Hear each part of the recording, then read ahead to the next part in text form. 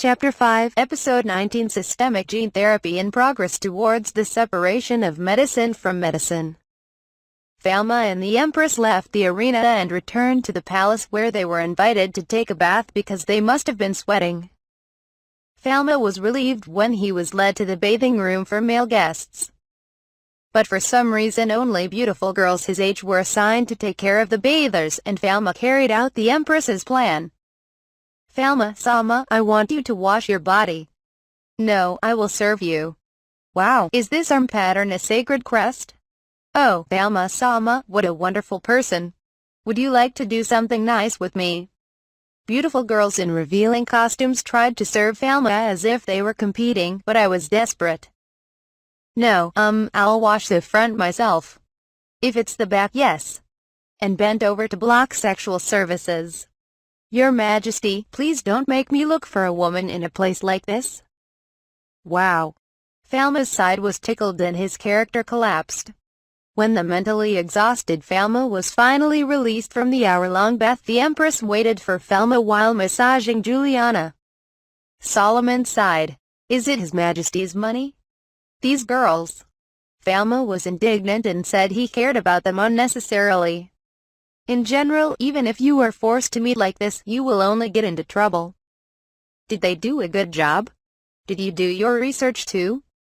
The Empress had completely transformed into a matchmaking ant, and since she wasn't even old enough to be called an ant, Falma was worried about her as a matchmaking onsen. In such an unprotected place, it won't create a good atmosphere. The way he spoke might be disrespectful, but Falma was angry. Would you like some tea? After Juliana's massage is finished, the Empress invites Falma to a tea party. Well, this kind of thing is troublesome. If you don't respond to it, you're not a man. You have to develop as a boy. Solomon, who could not bear to see Falma flinch from the Empress's reverse sexual harassment, cleared his throat and dispatched a rescue ship. Falma was rescued when he was about to be attacked by the Empress. Your Majesty. By the way, has Falma Sama strongly opposed the establishment of a new religion and its support as a patron deity? That's harsh. The Empress has no words to reply. Seeing the cumulonimbus clouds enveloping the arena and the appearance of a huge divine power pool, Solomon said he could predict it. Falma added that he didn't just disagree. I am grateful for His Majesty's feelings. If you order me to do so, the peaceful empire of San Fluive will not be able to remain as it is now, he said. Falma Sama is such a person, Your Majesty. Solomon speaks for Falma and tells the Empress. Juliana also smiled as she looked at Falma with some relief.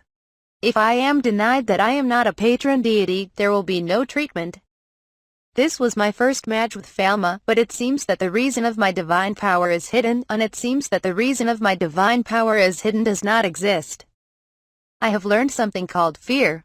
If possible, I would like to fight with you every day. I refuse. Earlier, I unintentionally hurt His Majesty. After returning from the Holy Spring, Falma was able to repair damaged tissue by infusing divine power into him. However, he is aware that he cannot control his power, and it can slip out of his hand at any moment and launch an immediate death attack. I didn't even want to think about what happened next. With a bomb that could go out of control at any moment, Falma lived his daily life on a tightrope. Maybe I should go to the Holy Land and let the gear of the hook absorb the excess divine power. Falma Sama. Solomon, hearing this word, showed the color of concern. The same goes for the Empress. What are you talking about? Is it not a jar of the thoughts of the Holy Land? And can you say that there is a device called the cog of the hook that sustains the world? It could be an excuse. Juliana, who was listening, shyly interjected. As far as I know, there is actually a device called hook gear. However, thanks to Falma Sama's share of divine power in the past, the device will last 200 years. It is not an urgent problem. Juliana is a former cardinal priestess who knows the movements of High Priest Pius. Juliana and the other cardinal priests may have been deceived. Didn't you witness it? The Empress was very careful and did not speak only of the hammer wheel. Falma was reminded of a new side of the Empress, that her usual reckless and dynamic temperament was not all she had. Certainly it doesn't seem to be visible to the human eye. Juliana shrugs her shoulders as she realizes that the wheels of the hammer cannot be seen. Falma returned words to the Empress as she followed Juliana. I know that the Holy Kingdom is trying to plunder me, but my divine power is stronger than before, and I am having trouble living a daily life. I think I will calm down if I consume my divine power on a large scale. However, there is almost no such thing, and since I don't use it, it keeps accumulating in my body. To be honest, I wanted to let it out once when I could. Therefore, it is beneficial for both parties to pour divine power directly into the gears of the hook that are to be underground in the Holy Kingdom. In order to destroy the purpose of the Holy Kingdom aimed at Falma, I will give divine power to the cogwheel of the hook. Apart from this, it does not seem possible to reduce divinity and common sense. Vandalism is always there. I thought that the only method that could consume a large amount of divine power and that the large-scale epidemic sanctuary would reduce divine power to some extent. But the epidemic sanctuary itself was a kind of environmental destruction that killed microorganisms. Even if there is no epidemic, we cannot use it recklessly. The last resort would be to shoot the divine power against the end of the universe, but that would be a waste of divine power. Therefore, when it comes to consuming divinity in a meaningful way, it is quick and easy to use the gears of the hook. First of all, I want to find out for myself what a striking gear is. This is dangerous. For example, what if this device doesn't bring in divine power from outside, but something like eating and crushing a guardian deity? If you go, you're out of luck. The Empress shook her head. Falma tried to watch from a distance and not approach if it looked really dangerous, but the Empress did not allow Falma to approach alone. In that case, I will accompany you. I will also meet with Pius. Let's adjust the schedule. A meeting between the Empress and the High Priest, huh? Falma foresaw that it was unlikely that things would go peacefully. The Empress requested a meeting with the Holy Kingdom, and as a result of adjusting the schedule, it was decided that Falma would go to the Holy Land the following month. Before going to the Holy Land, Falma has something in mind. I don't know what will happen in the Holy Land, so at least I want to settle the Emirate clan's gene therapy. After that, Falma's gene therapy has been successful in several cases in animal models with inherited diseases. Accelerate the schedule and eventually proceed to treat humans. In Japan, it is necessary to go through a national review committee to proceed with clinical trials, but there is no such thing in the Sun Flu Empire. Therefore, Falma showed the data to the Empress, the attending physician and the court pharmacist and sought approval. While he was racking his brains on how to explain to the other pharmacists and court physicians how to secure the promise of the first ethics review meeting in Elizabeth's presence and that only Falma could use it, Ellen had an epiphany. Hey, isn't it possible to administer it with a treasure? Falma's hands can also see through the human body, right? He misunderstood that Falma's remedies could only be performed by Falma, but it said that anyone could use the treasure. Humans may not be able to hold the treasure, but if they wrap it in an inorganic substance and find a way to hold it, it can be held. By using it, the human body can be penetrated and the medicine can be administered evenly throughout the body. No one can do it. Ellen explains. It was an idea Falma had not come up with, so I thanked Ellen. I can't come up with medicine like Falma-kun, but if I can help with something like this, I'm happy. Ellen seems to be good at coming up with treatments that combine divine arts. The way seems to be opening up, Ellen. When I gave a talk at the Imperial Conference, including Ellen's idea, it went smoothly without being questioned by the court physicians and court apothecaries. Half of them could not keep up with the introduction of the CRISPR SOS9 system. However, Claude and Bruno, as well as the physicians and pharmacists who attended Falma's courses at the Imperial College of Medicine, applauded when they understood the system. At the end of the Imperial Conference, Claude asked Falma a question. May I use your drug to treat patients from now on? How should I prepare the drug? It was the first time Falma had received such an offer from a doctor. Some of the doctors and pharmacists present nodded their approval to Claude. Françoise de Savoy, the court pharmacist, was one of them, but she expressed concern. But is it something we can handle? Medicine that works well can be dangerous if mixed wrong. Françoise doesn't seem to think it's easy to get Falma's new medicine because the pharmacy system is different. Falma also had no intention of entrusting the dispensing of modern medicines, which require a high level of expertise, to people without experience and knowledge, leaving aside the over-the-counter medicines distributed by the dispensing pharmacy guild without serious side effects. Whether court physician or court pharmacist, right now Imperial College of Medicine is training specialists to handle new drugs. It will take several years for the first graduates to come out. Falma then taught them a simple procedure for handling the new medicine. A few days after approval for gene therapy was granted at the Imperial Conference, it was finally decided to begin gene therapy for his second son, Eugene, who was in desperate need of treatment. Procedures are performed in a pharmacy with a procedure room, not at the university. Hello, thank you for your time today. Emmerich, the older brother of the participant, brought his younger brother Eugene with him and came to the other world pharmacy at the time designated by Falma. We also came along, Tilda. A lively voice was heard, and the younger sisters, who looked like Lot, followed her. Lot, who went out to serve customers as usual, was confused after being introduced to them by Falma. Wait a minute, Falma-sama said that you are related to these people by blood. Lot's mouth opened sloppily. In other words, we are relatives. Nice to meet you. The younger sisters shake Lot's hand, happy to see her again. But I'm a citizen. Oh, there are different things. Falma explained the situation from the side so that the conversation was not complicated. Lot was surprised to learn that he was a descendant of a former aristocrat who lost his divine power and became a commoner. Altogether, what quality do you have as a user of divine arts? Since they are relatives after all, could it be that I can use divine arts if I do my best? Lot is excited and curious, but she seems fundamentally misunderstood, or so her sister Lot tells her. We all, brothers and sisters, have either water or wind attributes. After Lot looks a little disappointed, she regains her usual energy. She was a resilient girl. Well, that's true. I feel kind of weird. My name is Charlotte. Can I ask your name? Lot, who has no siblings, suddenly seemed to have an older brother and sister and smiled happily. I'm happy to meet our relatives so randomly in a distant foreign land. Me too, Tilda. Ah, the women, they all have similar voices. A voice with the same tone sounded in the pharmacy. Falma also smiled and said that it was 3 times the amount of Lot ingredients and it was so lively.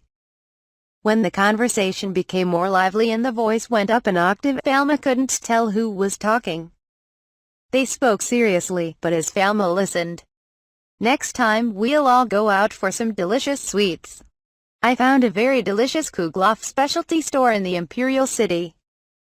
I like it very much. Where is this store?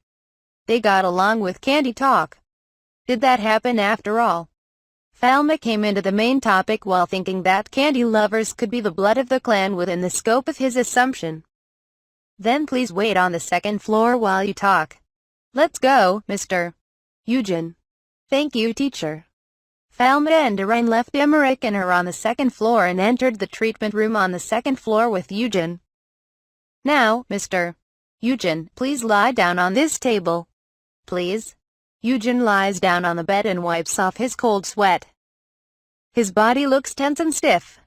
Eugene had a very frail physique, and although he had not yet developed a fatal disease, he was already ill.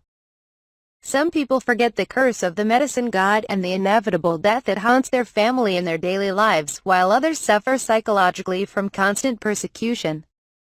Eugene seemed to be the latter. Mr. Eugene, I hope your illness will no longer bother you after a full recovery and you will be fine. Then stay calm. I will blindfold you in case the light of the divine arts damages your eyes. Ellen gave an appropriate explanation to Eugene, who was lying on his back, and put on an eye mask. By the way, you haven't shown any symptoms of insomnia yet, have you? Falma confirmed the symptoms before the treatment. Yes, it hasn't come out yet. I can sleep just fine. My body feels a little warm, but could it be that that's an early symptom? Maybe. But even if it's not, it's better to start treatment early. If you don't develop it, the destruction of nerve cells will be minimal. Well, I'm glad you did today. Eugene seemed prepared.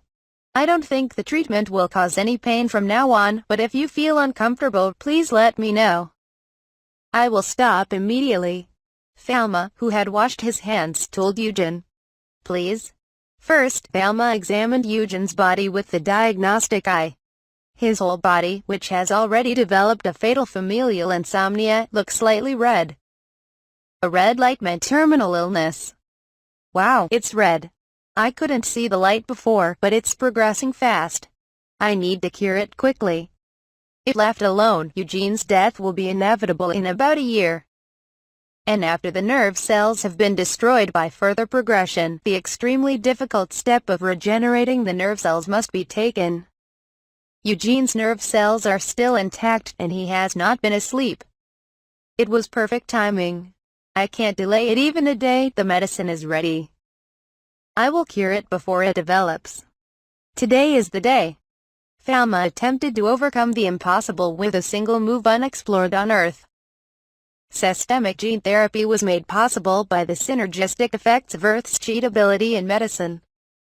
Falma shakes off his hesitation and marks the address in a grid pattern on Eugene's clothing. This is to know exactly where in the body the medicine was injected. It's a very strange divine art, isn't it? It tickles. Eugene twists his body, perhaps because he thought the mark would tickle. Oh, please don't move. It'll be over soon. Eugene's heartbeat increases, probably because Ellen is fixing Eugene's body. Eugene can't know what Falma and the others are doing, because he doesn't know the details of the mythology. Originally, the treatment should be explained and the patient's consent should be obtained. But in no way can it be said that it is a treatment method that uses Falma's transparent hands, so the explanation is limited to this kind of divine art.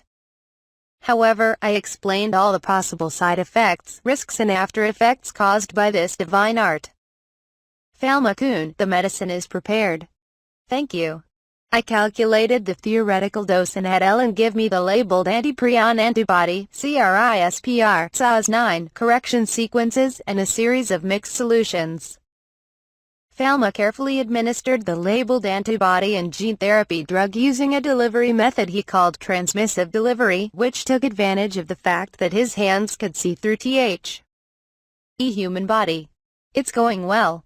Section 5 is fine. Section 6 is next, and the dosage is right. Under Ellen's thorough guidance, Falma continues to work mechanically. Systemic administration was successfully completed. All sections have been administered. Okay, let's move on to the next step. Remove 5-carboxyfluorescein. Falma immediately held his right hand over Eugene and quietly activated the ability to delete. When the antibody that recognizes and binds to the prion protein in the labeled fluorescent substance, which is not present in the human body, are attacked and deleted, the binding site can be destroyed along with the prion protein, whether it is normal or abnormal. Partially destroyed proteins are rapidly degraded. This should have destroyed all prion proteins, he said. The gene therapy system that was administered at the same time has already started to work, right? Ellen confirms. Yes, now is the critical moment. CRISPR, SAS9 and correction sequences would correctly rewrite the genes in Eugene's body cells. With this treatment, the prion protein produced in all of Eugene's cells from now on will only have the normal shape. Since germ cells are also rewritten, there is no need to worry about inheriting genetic diseases to offspring. By performing the same treatment several times on different days, we ensure that no cells remain. Theoretically possible. And it has been successful in animal studies so far without serious side effects. The next question is whether it will work in human patients. That's all. Come on, how did it go? Falma took a deep breath, relaxed his stiffened shoulders, took a deep breath, and then summoned examining eyes. The red light that enveloped Eugene's body disappeared completely. Success for now. Falma is moved by overcoming the red light, which means it is irreparable. How are you, Falma-kun? Falma made a circle with his fingertips and smiled at Ellen, who asked cautiously. Ellen was also happy to join us. To share the joy, Falma woke the sleeping Eugen. It's over, Mr. Eugen. Huh? Already? Eugen jumps out of bed. Tired, feel good. Please get up slowly. Standing is okay. Let's go see your family. Falma led Eugen to the second floor of the pharmacy. Emmerich was waiting at the foot of the spiral staircase. How are you? Are you okay? It was all right. I slept the whole time. It was pleasant and I felt refreshed, like the haunting was gone. Eugene had a radiant expression, as if he had been reborn. Professor, what happened to my brother? Emmerich asked Falma nervously. Falma pulled down the sleeves of his white coat and nodded while hiding the Eugen crest on both arms. I think it's going well for today. Let's see how it goes then. Thank you. Thank you so much. I owe you a favor. Emmerich rejoiced in his brother's recovery as if it were his own. Falma, a patient has come. After seeing them go home, Lot says if Falma Siegel walks Furo deliver the stamped envelope. I'm done with today's medical checkup, okay? It's out of office hours, but I'll see you. After checking the inside of the envelope, Falma emitted a lively voice. Yes, it's here. What? Ellen takes it. It was the first thing Falma received after Different World Pharmacy was founded. It was written. Patient's name, age, address, date of issue, issuer, nobility, in this case attribute and patron deity, commoner. And prescription. It's a prescription. It's from a doctor. The doctor who prescribed it was Claude Chaliac. Claude, a professor of medicine at Imperial College of Medicine and chief resident, wrote a prescription for Another World Pharmacy, a pharmacy outside the hospital. After trauma surgery, he was prescribed Cefcape and pivoxyl hydrochloride, a modern drug marketed by pharma to prevent post-operative infections. Calculated from body weight, it also gives the dose and describes the method of administration. When Claude said he wanted to take care of Falma's medicine, Falma replied, please write a prescription. The style seems to have been invented by Claude, but there are some similarities with Japanese pharmacies. Falma met Earl sitting in the waiting room and followed procedure to verify that the prescription was correct. Why did you see drive? Claude today? Yes, I made a quick visit here yesterday. I didn't want to have to get the medicine, so I walked all the way here to bring the letter directly here. The Count accidentally cut his fingertip with a knife, so he called his family doctor, Claude. Falma performed an eye examination and was surprised to find that the wound was clean and not suppurating after treatment. According to the letter attached to the prescription, he said he changed his treatment method after listening to Falma's textbook and lectures. What did Chief Chamberlain Sama specify the medicine? If you send the patient, Falma-kun will examine him here? Pal-kun always does that. Ellen makes a surprised face. Sending a patient is different from sending a prescription, Ellen. Diagnosing and prescribing are the doctor's job, while examining and dispensing are the pharmacist's. Judging by Falma's feelings in his former life as a pharmacist, he wanted to avoid pharmacist treatment, i.e., pharmacist examination of the patient and independent prescribing, if possible.